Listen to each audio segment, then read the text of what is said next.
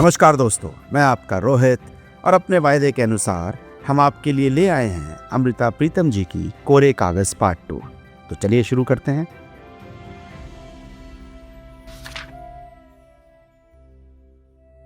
सुबह होने को थी। रखी मौसी को चूल्हे पर मेरे लिए चाय का पानी रखना था, पर उसे दियसलाई नहीं मिल रही थी। मौसी को बगल वाले घर से मुंडेर लांघकर छत की ओर से आना पड़ता था, इसलिए अब मैंने घर के दरवाजे की दूसरी चाबी उसे ही दे रखी थी। मौसी ने आकर जगाया तो मैंने रोज की तरह चाय के गिलास के लिए हाथ बढ़ा दिया, पर गिलास देने की बजाय हाथ झकझोर कर उसने कहा, आज तुम्हें बासी मुंह उठाने आई हो, निगोड़ा याद ही नहीं रहा कि रात मैंने दियसलाई की डिबिया कहाँ रख छोड़ी, मिलती ही नहीं। सो गली के मोड़ पर जाकर हलवाई से दियसलाई की डिब्बी लानी थी, वह भी लिहाज से, क्योंकि अभी और कोई दुकान नहीं खुली थी। वहां हलवाई की दुकान पर कृष्ण शास्त्री से भेंट हो गई। शास्त्री जी मंदिर के चढ़ावे की फल मिठाई से भोग लगा लेते थे, पर बताने लगे कि कॉफी की तलब के लिए उन्हें सुबह सुबह इस हलवाई का आश्रय लेना पड़ता है। निक्कू शाह हलवाई ने अभी अभी पत्थर के कोयलों की अंगूठी सुलगाई थी, इसलिए माचिस की डिब्बी खरीदकर मैंने शास्त्री जी से कहा, इस अंगीठी के सुलगने में भी आधा घंटा लग जाएगा। यदि वो मेरे घर चलें तो रखी मौसी मिनटों में चाय या कॉफी बना देंगी। वे खुश हो गए। कॉफी का डब्बा वो अपने साथ ही रखते थे। कहने लगे, फिर आज तो हाथ से बनाऊंगा।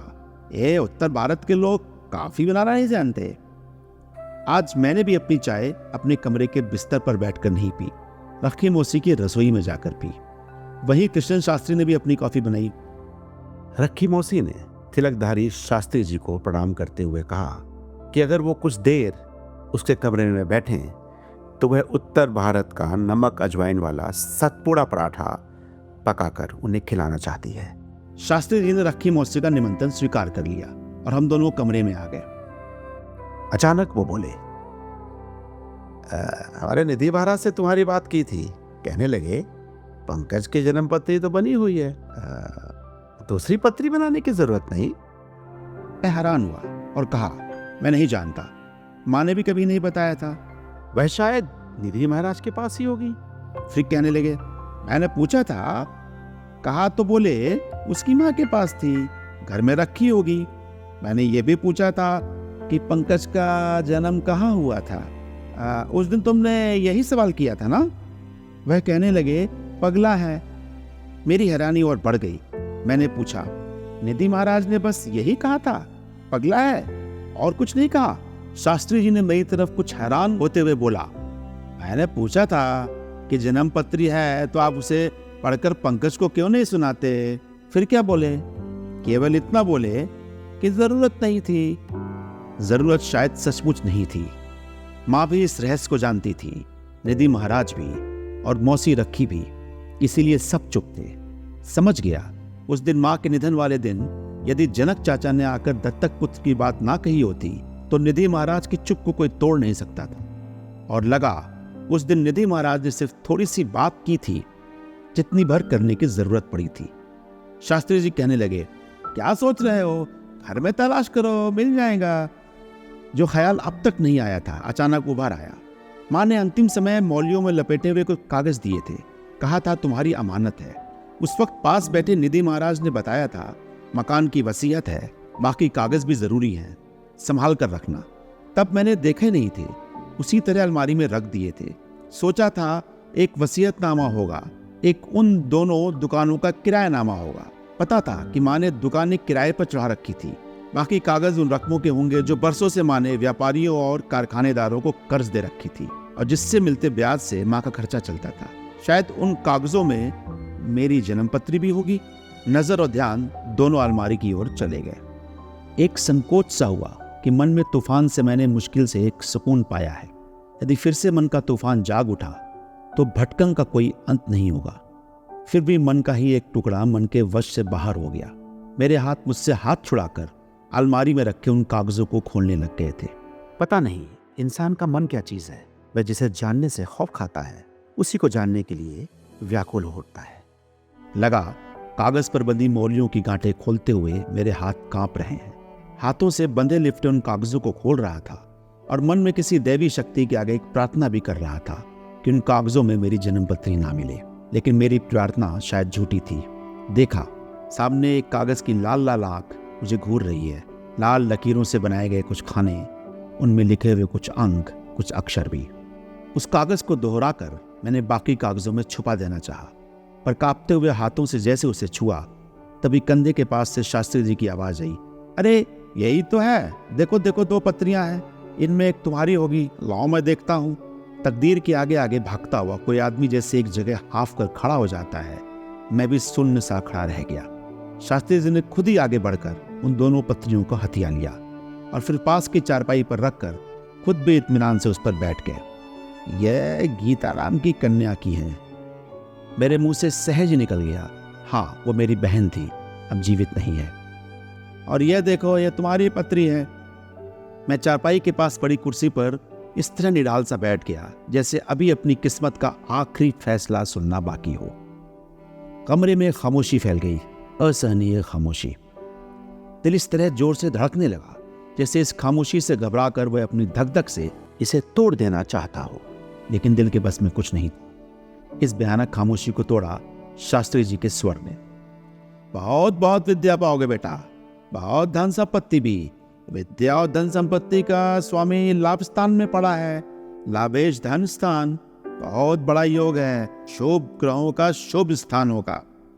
यूनिवर्सिटी में मेरा ये इंजीनियरिंग का आखिरी साल है। सिर्फ पास होने की बात नहीं, यूनिवर्सिटी में टॉप करने की सोचता हूँ। इसलिए जो मन का प्रश्न नहीं था उसका उत्तर मेरे लिए जरूरी नहीं था। चुप ही रहा। पर अचानक ये चुप्पी कांप उठी। शास्त्री जी ने पूछा, एक बात बताओ बेटा, तुम्हारी माता की तुम्हारे पैदा होते ही मृत्यु हो गई थी क्या?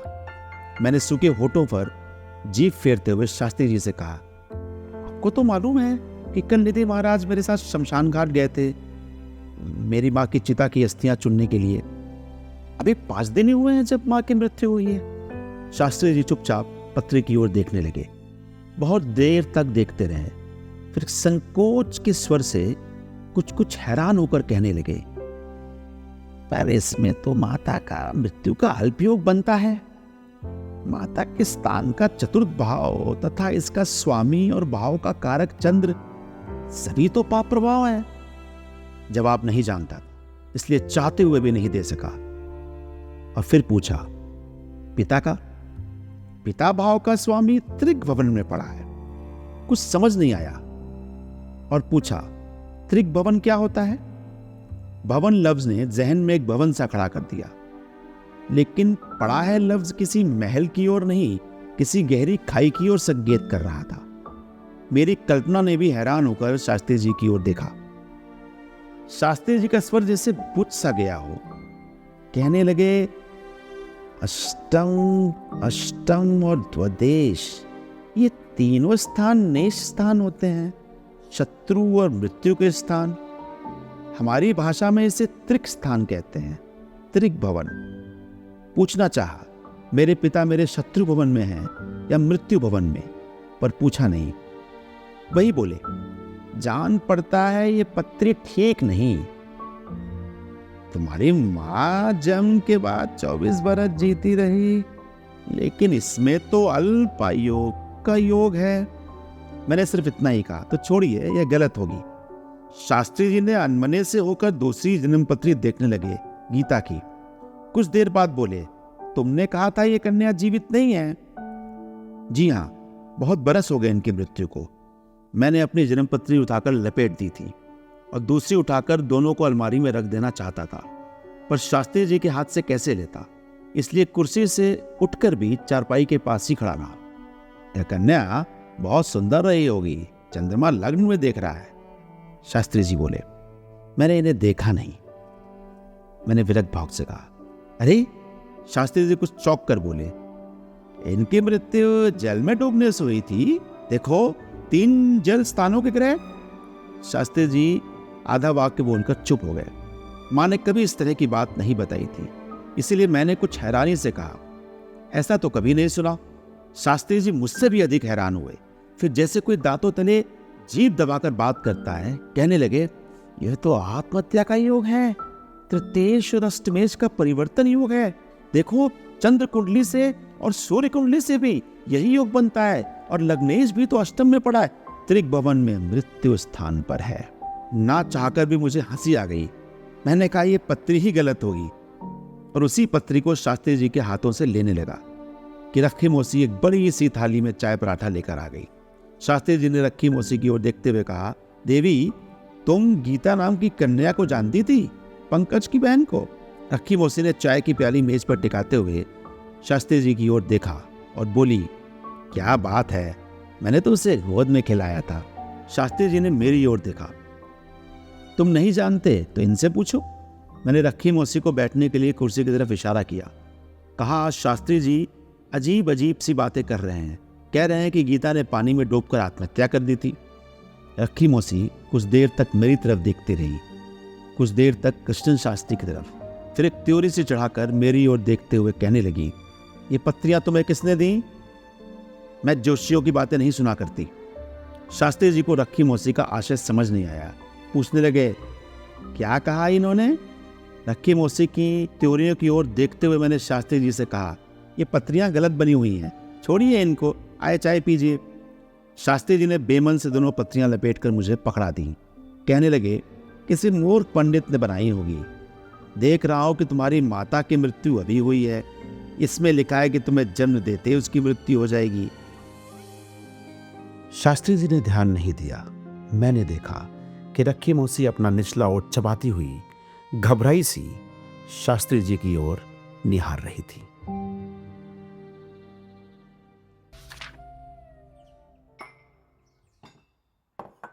नमक अजवाइन वाले सतपुड़ा पराठे की बार बार प्रशंसा करते हुए कृष्णन शास्त्री जब तृप्त होकर चले गए, मैं थक कर चारपाई पर इस तरह बैठ गया जैसे अभी अभी पत्रियों के ग्रह त्रिक भवनों में बैठे देखे थे। लगा मैंने शास्त्री जी को पत्रियां दिखाकर स्वयं को ही शत्रु स्थान में बैठा दिया, शायद मृत्यु स्थान में। देह की रग रग से एक ठंडी सी झुरझुरी दौड़ गई। क्या सचमुच कोई माँ थी जो मुझे जन्म देते ही मर गई? और गीता, क्या सचमुच वो पानी में डूबकर मरी थी, आत्महत्या करके? और अगर सब कुछ झूठ था तो रखी मौसी ने जोर देकर क्यों नहीं कहा कि यह झूठ है? क्या मां की मृत्यु से गीता की मृत्यु का कोई संबंध है? क्या पाताल गंगा का ख्याल उसी जल का प्रतीक बनकर मेरे अंतर आया था जिस जल में गीता ने आत्महत्या की थी? मेरे अंग अंग किसी पाताल गंगा में भीग रहे हैं। बहुत मोटे कंबल से मैंने सारी देह लपेट ली, फिर भी उस ठंडे जल में वह सुन्न हुई जा रही है और मैं नीचे किसी खाई में उतर रहा हूं। क्या यह त्रिभुवन है? पंकु पंकु, पानी की भंवर जैसे एक आवाज मेरे कानों में बार बार टकरा रही है। शायद माँ की आवाज? नहीं, बहुत महीन आवाज है, शायद गीता की। भंवर में डूबती हुई, भंवर में से एक हाथ निकला। पता नहीं मेरा हाथ पकड़कर मुझे भंवर में डुबोने के लिए या भंवर से निकालने के लिए। आंखें खोलने की कोशिश करता हूं, एक चेहरा सा पानी में तैरता दिखता है। कौन? रखी मौसी? ये तुम्हारे साथ कौन है? निधि महाराज? अभी ये पाताल गंगा में आ गए? नहीं जानता। माँ कहाँ गई? पानी में रखी मौसी भी दिखी, निधि महाराज भी। अचानक पैरों में गर्माहट सी आ गई, सारा जिस्म गर्म सा हो गया। मैं कहाँ हूं? पंकु पंकु पंकु, देख मेरी तरफ देख। देखता हूं तो रखी मौसी मेरे पांव के तलवों को मलती हुई मुझे झकझोर कर जगा रही है। मैं शक्ति भर पूरे होश में देखता हूं, चारपाई के पास निधि महाराज खड़े हुए हैं और कोई भी है, पता नहीं कौन, नहीं जानता। वह चम्मच से एक कटोरी में कुछ घोल रहा है। निधि महाराज उस कटोरी को थामकर चम्मच से कुछ मेरे मुंह में डाल रहे हैं। शहद जैसा स्वाद, पर उसमें कुछ कड़वा सा भी। अचानक सारी देह में गर्म सी लकीरें दौड़ जाती हैं। निधि महाराज ने मेरे माथे को हाथ से छू कर देखा और बोले, बहुत बुखार है पंकज, अभी ठीक हो जाएगा। रखी मौसी दुपट्टे की छोर से आंखें पोंछ रही है, शायद वो अभी रो रही थी। होश आता है, पूछता हूँ, मुझे बुखार है? रखी मौसी कहती है, पता नहीं, मिनटों में हो गया। मैं दौड़कर निधि महाराज को बुलाने गई थी, वो वैद्य को लेकर आए हैं, मेरा पंकु अब ठीक हो जाएगा। और रखी मौसी मुझसे नहीं, जैसे स्वयं से बातें करने लगी। मैंने ही सुबह सुबह माचिस लाने को भेज दिया, शायद हवा लग गई, सर्द गर्म हो गया। मैं निगोड़ी खुद ही चली जाती। सुबह की सारी बातें याद आने लगी, शास्त्री जी के बताए हुए त्रिक भवन की भी। समझ गया सुबह की शंका मेरे मन की गहराई तक उतर गई थी, उसी ने देह में तूफान ला दिया। साथ ही ख्याल आया कि सुबह वाली बात रखी मौसी ने जरूर निधि महाराज को बताई होगी। पता नहीं क्यों पर निधि महाराज के सामने एक संकोच सा हुआ। वैद्य जी से कुछ कह रहे थे। दवाइयों की पुड़िया मेज पर रख दीजिए, शहद की शीशी भी 3-3 घंटे बाद देनी है। ठीक है, शाम को खबर भेजेंगे। देखा, वैद्य जी ने मेरी नब्ज टटोली, तसल्ली से सिर हिलाया और फिर मेरी बाह को कंबल से ढांप कर चल गए। मैंने निधि महाराज की ओर देखा और नजरें झुका ली। वे मुस्कुराकर चारपाई की पट्टी पर बैठ गए। मैंने खुद ही कहा, सुबह कृष्ण शास्त्री आए थे, वे मात्र इतना ही बोले, जानता हूं। और फिर वे रखी मौसी से कहने लगे, शहद के एक चम्मच में एक पुड़िया डालकर अच्छी तरह से मिलाकर 3-3 घंटे बाद देती जाना। पीने के लिए गुनगुना सा पानी या दूध, आज और कुछ खाने के लिए नहीं देना है। शाम को खबर भेजना। और फिर चारपाई से उठकर हंस दिए। चाय का परहेज नहीं, पर बिस्तर से नहीं उठना। और हाँ, जो कुछ शास्त्री जी ने कहा है उसे सोचना भी नहीं।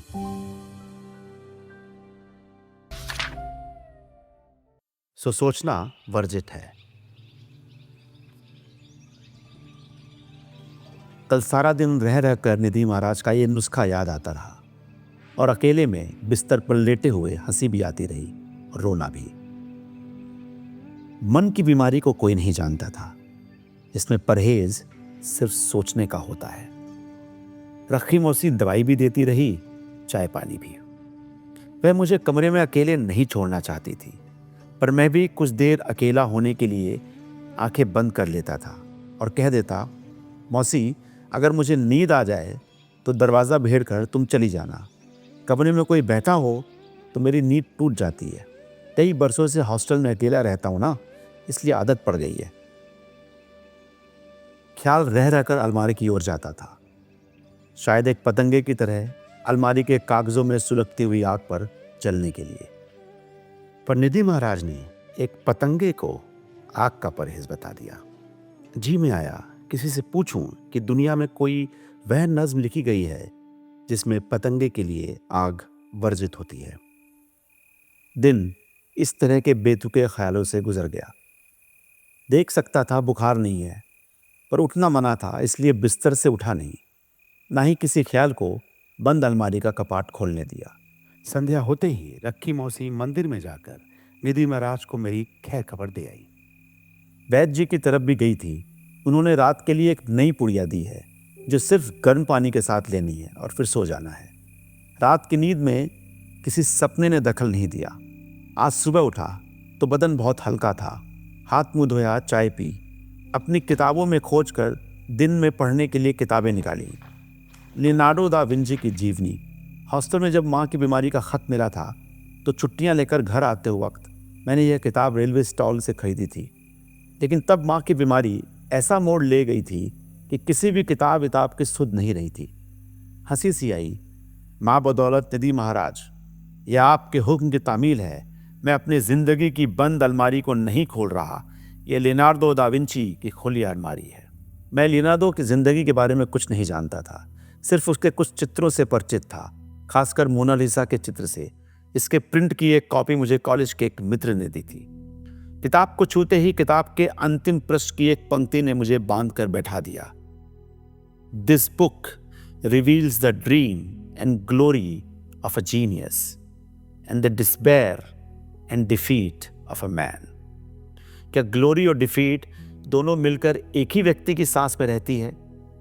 साथ ही ख्याल आया, ग्लोरी शायद एक जन्म पत्रिका शुभ ग्रह है और डिफीट उसी का त्रिक भवन।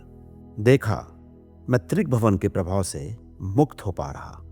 यह त्रिक भवन मुझे बार बार अपने पास बुलाता है, शायद इस तरह जिस तरह एक बार एक आदमी को बुलाता है। नहीं, जिस तरह अंत में इंसान को उसकी मिट्टी बुलाती है। कल से कानों में पड़े कृष्ण शास्त्री के वह स्वर सुलगने लगे, तुम्हारे पिता भाव का स्वामी तुम्हारे त्रिक स्थान में पड़ा है। क्या पिता एक शत्रु बनकर मेरी जिंदगी में आए? लगा मैं शत्रु दर्शन के लिए व्याकुल हूं। नहीं, ऐसा विचार भी निधि महाराज को दिए गए वचन से मुकर जाना होगा, उनकी आज्ञा का उल्लंघन। मैंने शत्रु दर्शन की ओर से ध्यान हटाकर किताब की ओर मुड़ा, मित्र दर्शन की ओर।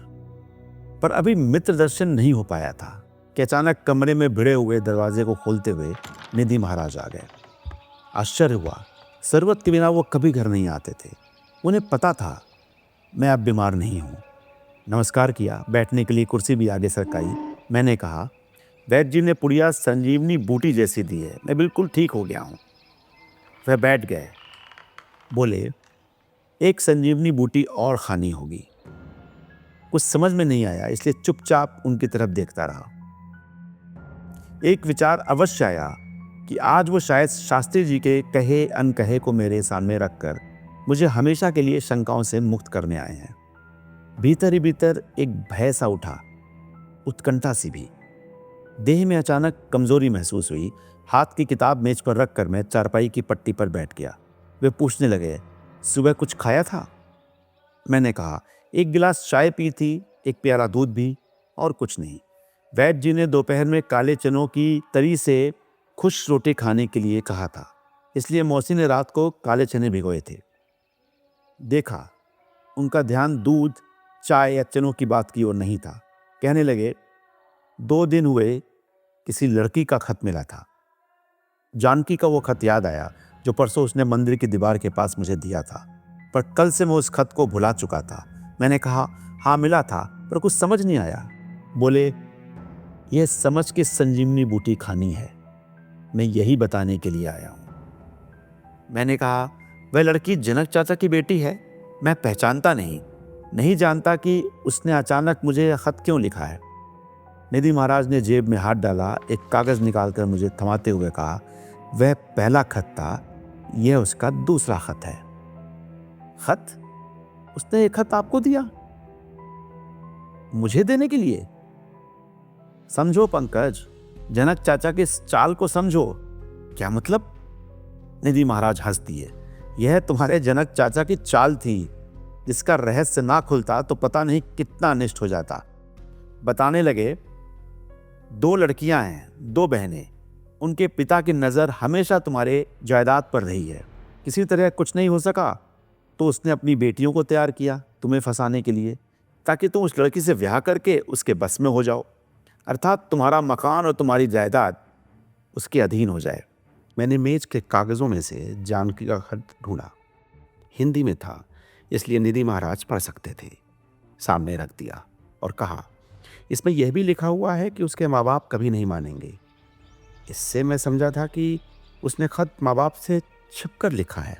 निधि महाराज हंस दिए। बहुत भोले हो पंकज, इस दुनिया को नहीं जानते, यही तो उसके पिता की चाल है। मैं हैरान सा, पता नहीं दुनिया को देख रहा था या कि अपने आप को। निधि महाराज कहने लगे, जनक जैसे चालाक आदमी किससे हार खाएगा और कितनी जल्दी, ये उसने सोचा नहीं होगा, बेचारा। ये सिर्फ निधि महाराज हैं जो जनक को बेचारा भी कह सकते हैं। इस वक्त उनकी जगह रखी मौसी होती तो ईश्वर के घर तक जाकर जनकों को गालियां दे आती। मैंने पूछा, आप अंतर्यामी भी हैं? मैं वह नहीं जानता था।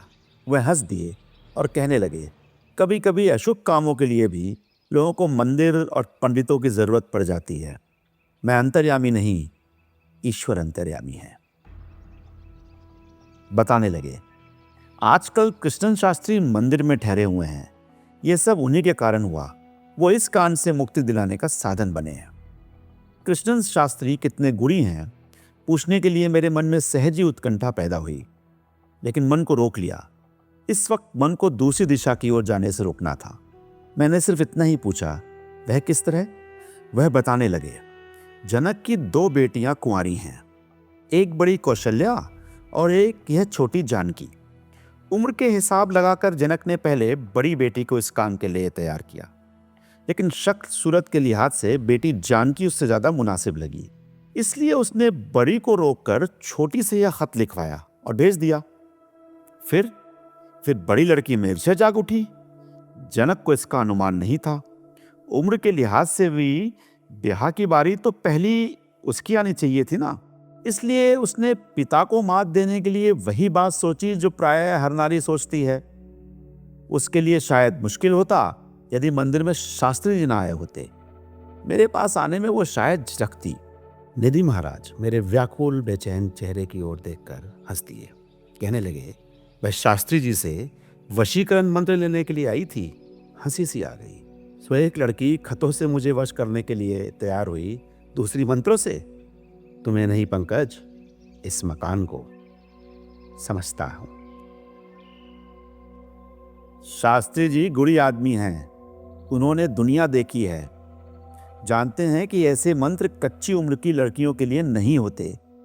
उन्होंने जब शंका में पड़कर मेरे साथ बात की, लड़की का नाम बताया, तो मुझे संदेह हुआ, पर सही सही जानने के लिए मैंने एक गुर बताया। उन्होंने वही अपनाया। कब? कल। हाँ, कल दोपहर को। उन्होंने लड़की से कहा कि मंत्र की साधना बहुत कठिन है, लेकिन कुछ आसान हो जाएगी यदि वह उस लड़के का नाम भी बता सकें जिसे वश में करना चाहती है। मंत्र में उसका उच्चारण करना जरूरी है। सो उस वक्त पता चला कि बेचारे पंकज के साथ क्या क्या हो रहा है। शास्त्री जी ने मंत्र पूजा के लिए बहुत बड़ी रकम मांग ली, जानते थे कि वह ना दे पाएगी। उसी तरह हुआ, वह रोने लगी और उसने शास्त्री जी की तरस पाने के लिए जो भी घर में हो रहा है सब कुछ सुना दिया। जानकी के खत के बारे में भी उसने ही बताया, और ये खत उसी ने लाकर दिया। अभी कल रात शास्त्री जी ने कहा था कि खतों का प्रभाव जानने के लिए एक खत सामने होना जरूरी है। वैसे शायद मुझे यह खत देने के लिए आज जानकी को मंदिर में आना था। मैंने उसे कल सुबह मंदिर में देखा था, पर कल तुम्हें बुखार था, तुम आए नहीं। वह जरूर यह खत लेकर आई होगी और आज बेचारी इस खत को तलाश रही होगी।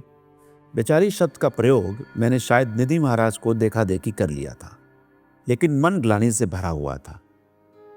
मैंने कहा, सो जनक चाचा अपनी बेटी से ये कर्म करवा रहे हैं? कैसा पितृधर्म है? निधि महाराज सहज मन में हो गए। वे उठने लगे थे कि एक स्वाभाविक सा ख्याल जिस तरह मन में आया था उसे उसी स्वाभाविकता से कह दिया। क्या इस तरह के विचार ही हमारे समाज के त्रिभुवन नहीं है? हम खुद ही अपने शत्रु होते हैं और खुद ही अपने मित्र। निधि महाराज ने नजर भरकर मेरी ओर देखा। लगा आज पहली बार निधि महाराज की आंखों में मोह देखा है।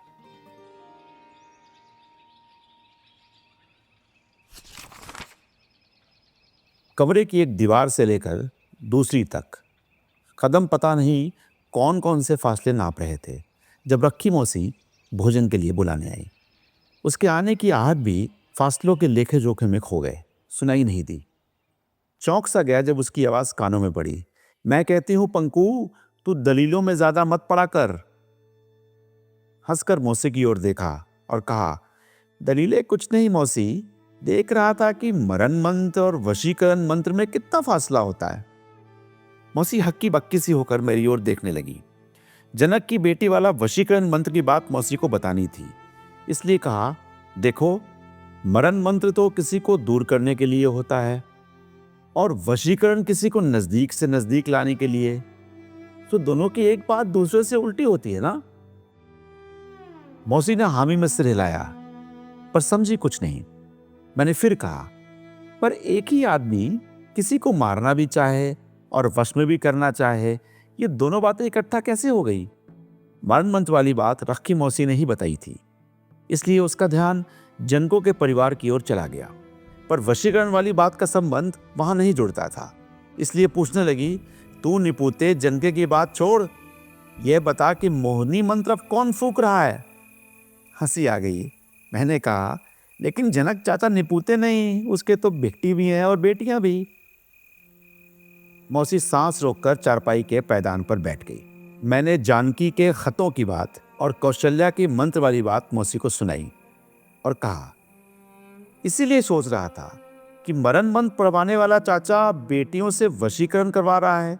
यह परस्पर उल्टी बातें उसे क्यों सूझी? ममता की दलील शायद सभी विधियों से अलग होती है, बिल्कुल सीधी और ठोस दलील। कहने लगी, रे ऐसे वशीकरण मंत्र भी मरण मंत्र ही होते हैं। लगा मौसी ने एक ही फिक्रे में सारे फासले नाप कर रख दिए। सोच में डूबती उतरती कहने लगी, किसी की बहन बेटी की बात नहीं करनी चाहिए। रंग रूप तो भगवान देता है, पर यदि पल्ले रूप ना हो तो इंसान गुड़ तो पल्ले बांध ही ले, वह तो किसी से नहीं मांगना पड़ता ना। मैं नहीं समझ पाया था कि लंबी सी भूमिका बांधकर वह आगे किसकी बात करने लगी, लेकिन उसकी यह बात मुझे मोह गई। पल्ले रूप ना हो तो इंसान गुड़ तो पल्ले बांध ही सकता है। गुड़ के सिलसिले में उसने मनुष्य को परमात्मा जैसा बना दिया था, अपना करता। लगा जन्म और रूप जैसे कर्म परमात्मा ने अपने हाथ में रखकर सचमुच गुड़ जैसे कर्म मनुष्य के हाथ में रख दिए। मौसी एक गहरी सांस लेकर बोली, जनक ने तो शुरू से ही उल्टी पट्टी पड़ी है और अब बेटियों के हाथ में भी उल्टी पट्टियां पकड़ा दी। बड़ी छल्लों को भी उसने भी किसी के पीछे लगाया था। जवारियों का लड़का था, लाखों का मालिक। लड़का ही भला निकला जिसने मां के हाथ उसकी चिट्ठियां वापस करवा दी। उसके घर वाले तो थाने तक पहुंचे थे। यह छल्लो लड़के की बास्केट से हीरे निकाल कर ले आई थी। वह तो लड़के ने सारी बात पर मिट्टी डलवा दी। कितना सच थाने तक पहुंचा, कितना मिट्टी तक और कितना मौसी रखी तक, इसे जान नहीं सकता था, पर कुछ था जिसकी गंध अच्छी नहीं थी।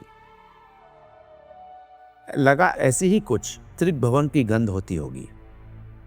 मैंने मौसी से कुछ नहीं कहा। वह कहने लगी, अब छोटी के भी पर निकल आए हैं, और रोज से बोली, इससे तो अच्छा था कि बेटियों को कोठे पर बैठा दे। साथ ही खिड़की से बाहर की ओर देखते हुए कहने लगी, वह जो ऊंचे चौबारे वाला घर है, संगमरमर के चबूतरे वाला, वही था रांड के पैसों से बना। 4 बरस नहीं हुए बुढ़े के घर में रोटी के लाले थे।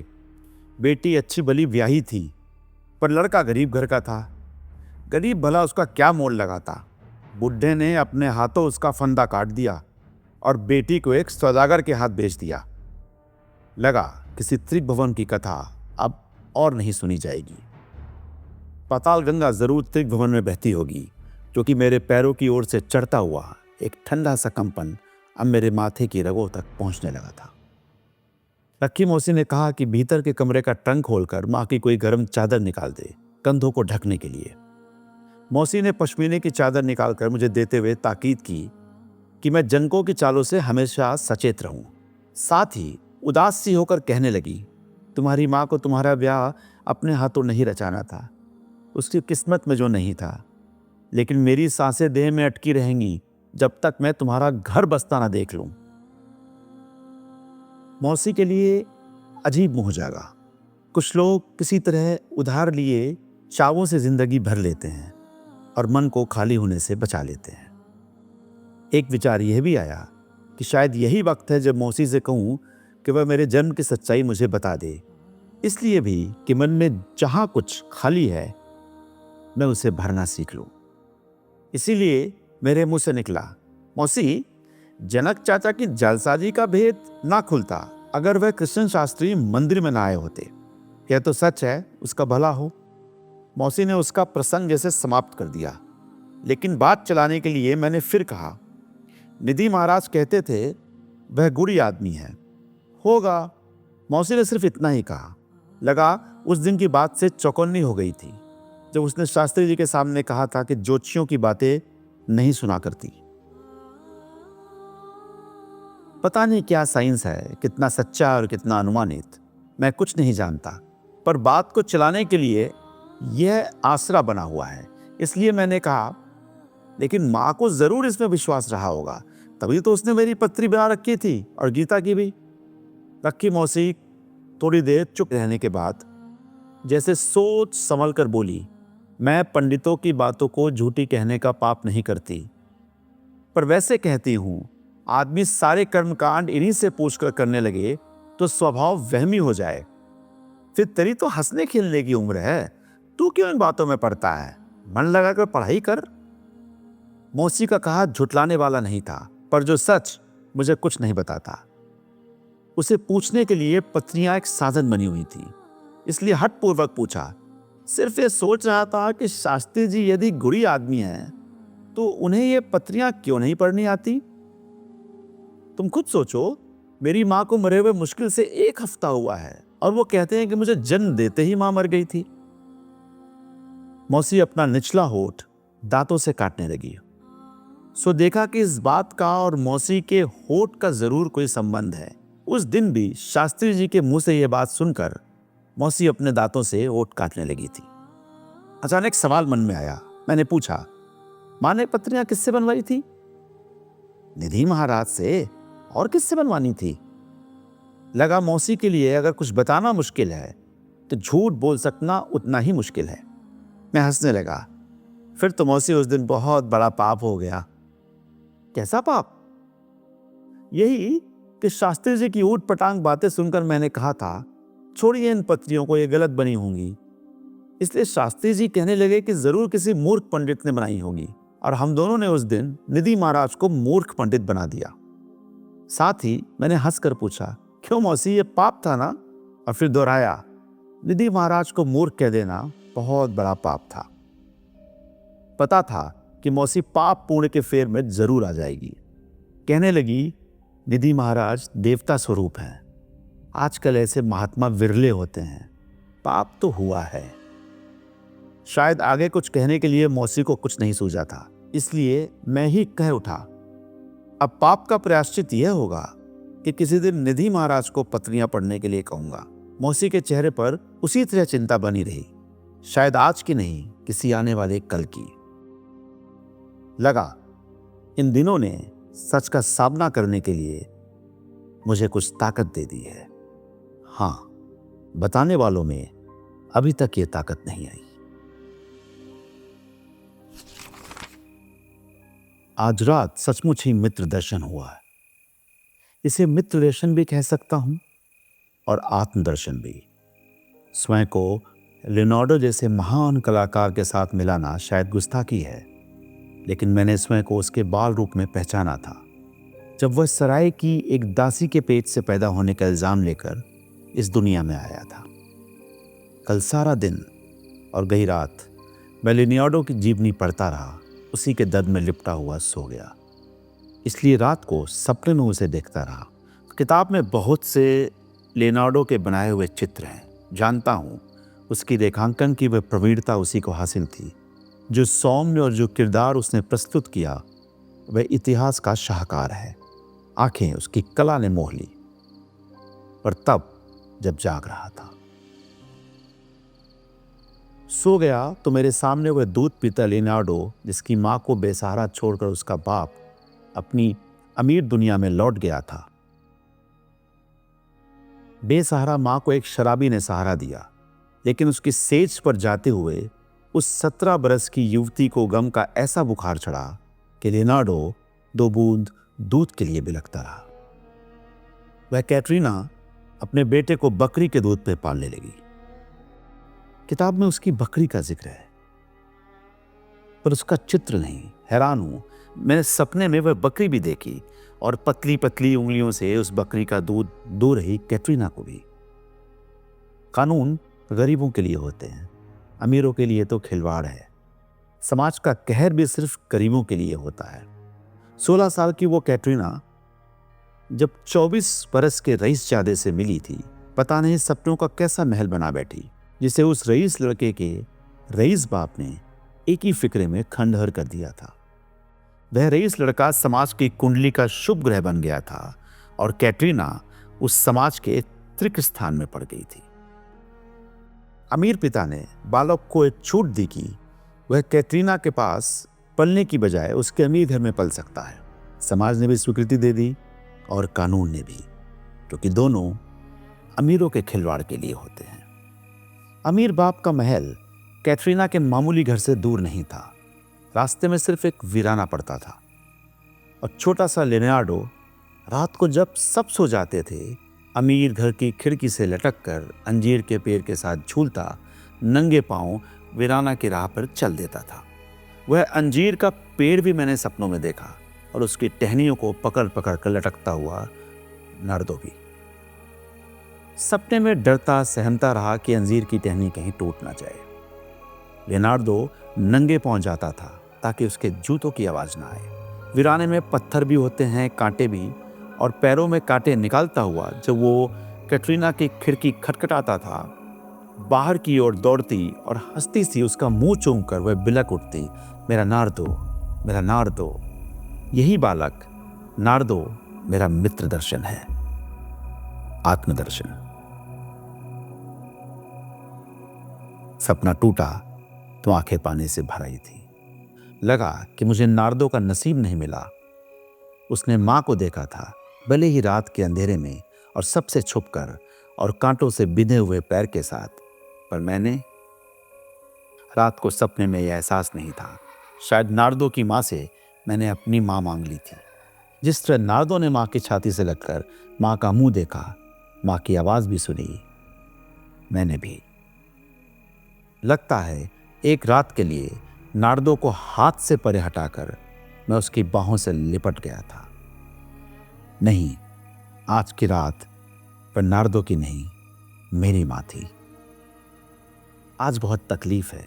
मेरी अंजीर का कोई पेड़ नहीं जिसके साथ लटक कर मैं इस खिड़की से निकल जाऊं। सामने वीराना है, पत्थरों और कांटों से भरा, लेकिन उसके पार कोई घर नहीं जिसकी खिड़की खटखटाऊं और मेरी कैथरीना दौड़ती हुई मेरे पास आ जाए।